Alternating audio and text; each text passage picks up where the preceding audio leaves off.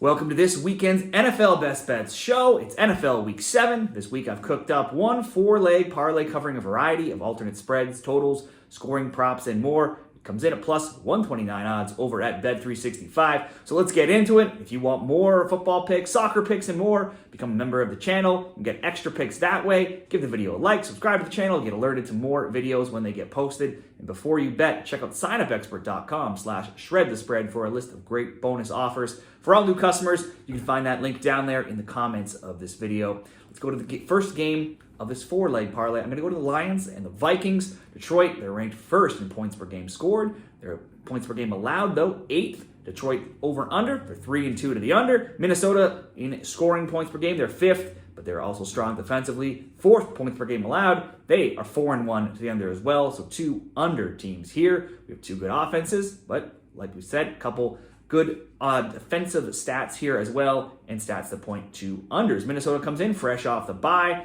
Detroit, meanwhile, blew out Dallas last week. Minnesota has very few injury concerns to worry about. They could see Aaron Jones returning at running back as well. Meanwhile, Detroit loses Aiden Hutchinson to an injury, and he plus 6 other defensive lineman players are also now on the IR. So Detroit's offense has been rolling, but their defense is piling up a few injuries here. Detroit's only 2 losses by double digits this year, and last year it's only happened 2 times. Detroit won when these teams met last year, 30-24 and 30-20, and that 30-20 was the biggest margin of victory by any team in any of the last 7 meetings. You'd expect points in this game with 2 offenses that have been rolling, but the defenses have been strong as well. You'd think this game could be close. Dan Campbell as a dog, 21-16 ATS. I'm going to think that almost either team could win this game, but let's bet on Detroit and not getting blown out. If we go to the alternate spread market, we can take Detroit plus 14.5. We could also combine it at Bet365. Both teams to score at least 10 or more points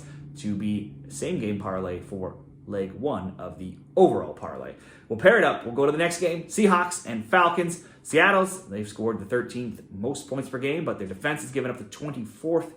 They're only ranked 24th in points per game allowed. They have been a stone-cold over team, 5-1-0 to the over. Atlanta's points per game, they're 11th, a little bit better defensively. They're 15th in points per game allowed. They've been even 3-3 in totals betting. Now, Seattle has scored 20 or more points in every game this season, but then they've also allowed 20 or more points in 5 of 6 games, only keeping the Dolphins to 3 points as one of the only game where they allowed very under 20, and that was 4 games back. Since that time, they've lost 3 straight. They've given up point totals of 42, 29, 36. Atlanta's 4-2 on the season, and since week 1, their score lines have been rising. In the last 3 games, they've scored 26, 36, and 38 points, but they've still allowed 20 or more points now in 5 straight. In a game where we have first Geno Smith and 4th Kirk Cousins in the passing yards leaders meeting, I can certainly see 2 touchdowns or more from both teams. Let's go both teams over 1.5 touchdowns between the Seahawks and the Falcons.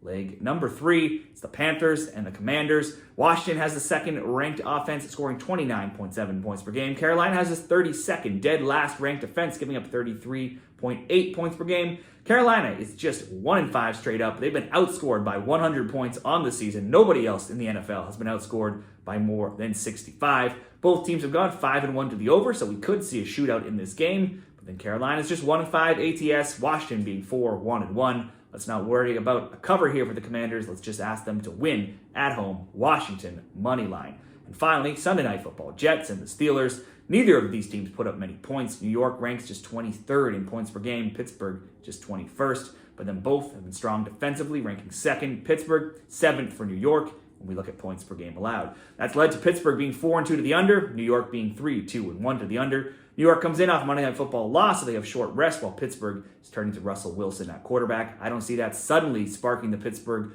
offense to life, and Pittsburgh are out starting center Zach Frazier, which won't help the offense either. I do see a likely tight, grounded out, close game with likely some field goals involved. The Jets' Zerline, their kicker Zerline, did miss a few kicks, 2 kicks last week, but he has still kicked at least 1 field goal now in 5 straight games. Meanwhile, for Pittsburgh, Boswell's kicked 4 field goals last game. He's 16 of 17 on the year. He's kicked 1 field goal every game, 2 or more field goals in 4 of 6. So for this game, I think this should be close. This is something I've been doing with Pittsburgh games before this week, teasing it all the way up, alternate total, depending how you do it, up to the 50 range. So if we go alt total under 52.5 and pair it with over 1.5 field goals in the game, that will be a same game parlay as well. Pair it into the overall parlay. So we will go the Jets and the Steelers under 52.5 with over 1.5 field goals,